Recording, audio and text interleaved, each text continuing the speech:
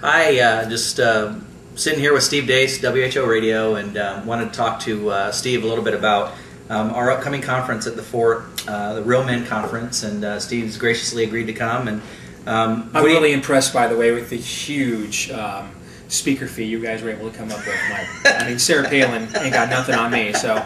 Oh, I'm sorry, is the camera on? Yeah. But anyway, yeah. I did want to give you props for that. No, that's okay. My wife and kids thank you, too. We pull out the big stops. I want to, I guess, ultimately ask you, Steve, what do you hope to accomplish in this, and what do you hope to see maybe through the event? I'm hoping that everybody is really so bored they are reduced to tears. No, I'm kidding. You know, I love doing things like this. It's probably the most fun part of my job. Being on the air is a lot of fun. Answering most of your emails, not so much. But the opportunity to come and speak to people individually or in more intimate settings is the best part, I think, of my job. Because, you know, I sit up in that studio a lot of days, Mike, and I understand that there's probably like 50,000 people listening at that particular time, but I'm in this studio by myself a lot of the time. And I'm kind of carrying a conversation with people I cannot see, and in some cases I'm not talking to at the time. So I think what's really a lot of fun for me is when I get in front of an audience or a group of people directly, and I can really, and we can really respond directly more to one another, and it's more intimate, and it's I think even more fun than what we do on the radio. So I'm looking forward to, you know, doing what we do on the show. Fear God, tell the truth, and maybe help you guys in this case, instead of make some money, you know, help you, you know, kickstart your men's ministry. That's there. it. Yeah. But maybe doing so maybe in a way that might be a little bit different than what you typically hear me do on the radio. That's given cool. the setting. Well, let me ask you this: do you think that there's a need for men to really stand up and be the men that God's calling them to be right now in the church? I don't think there's any question about that. I think a culture is ultimately defined by its men. And you know, everybody's read books like Why Men Have Quit Going to Church and seen these studies. But it's been my observation, having been in probably 20 different churches in this state, numerous denominations across the board.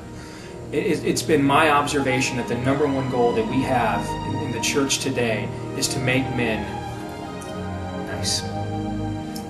Is to somehow tame masculinity. I think I understand that to a point. I mean, I grew up in a home where I did not know my biological father. My stepdad did the best he could, but he grew up in a very abusive environment growing up, and he was at times very abusive to us. And so I understand that we are in a culture today where so many of us didn't know our dads, or might have been better off in some cases not knowing them. And so we have an inherent distrust of masculinity. And let's face it, men, when we have often, I saw something you put on your Facebook page a few days ago, men often look at headship as authority as opposed to responsibility. As Uncle Ben once prophetically said to Peter Parker, with great power comes great responsibility. And so I understand, you know, humanistically why we have a distrust in our culture for masculinity.